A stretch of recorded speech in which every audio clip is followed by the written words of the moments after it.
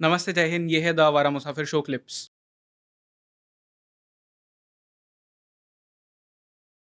आपके पास में भी जो पेशेंट्स आते हैं, कॉमन सबसे ज़्यादा प्रॉब्लम्स क्या होती है इंडिया में लोगों को? सबसे पहले जो पेशेंट आता है तो उसका जो कॉमन इशू ये होता है कि वो जो फालतू की 15 मिनट हिस्ट्री बताता है, ठीक है ना। वो या आने के लिए, अब मैं उसको बोलता हूँ भाई तू बॉम्बे से मेरे पास टिकट कटा के आया है तो जल्द जिस काम के लिए आया वो बता। तो सबसे पहले वो हाइड करना चाह रहा है, उसको 15 मिनट मुझे वहाँ रिलैक्स करने में लगते हैं, तो मतलब डॉक्टर से भी लोग डर रहे हैं बताने जबकि के वो लिए। इतनी दूर से मेरे पास इसलिए आ रहा है। वो कान के अंदर खुजालता रहेगा कि शायद कान में खुजली चल रही है, वो इसलिए नहीं आया मेरे पास। सो हम डायरेक्ट पॉइंट पे आते हैं तो उससे बोलते हैं कि भाई तेरे को मेन इशू क्या है। तो जो 50% मेल पॉपुलेशन का प्रॉब्लम है वो है इरेक्टाइल डिसफंक्शन। सेक्स करते समय पेनिस इरेक्ट नहीं होता है, हार्ड नहीं होता है, उसके अंदर इतनी ताकत नहीं है कि वो अच्छे शॉट्स मार पाए, अच्छा क्रिकेट खेल पाए।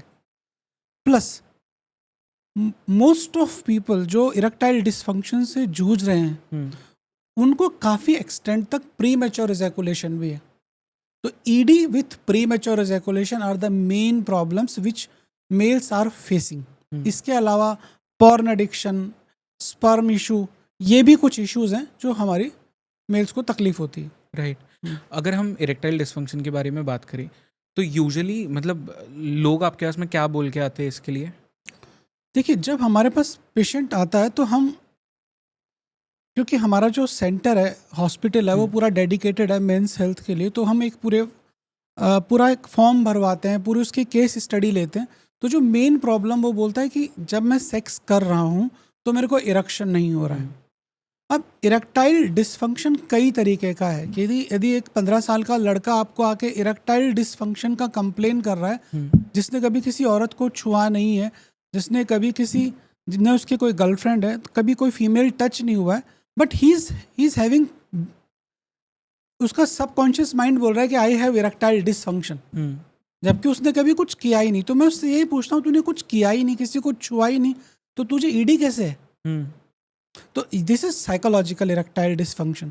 दूसरा जो इरेक्टाइल डिसफंक्शन है कि 40-50 का जो आदमी आ रहा है वो बोल रहा है कि अच्छा खासा क्रिकेट खेल रहा था, अब नहीं खेल पा रहा, परफॉर्मेंस में दिक्कत आ रही है।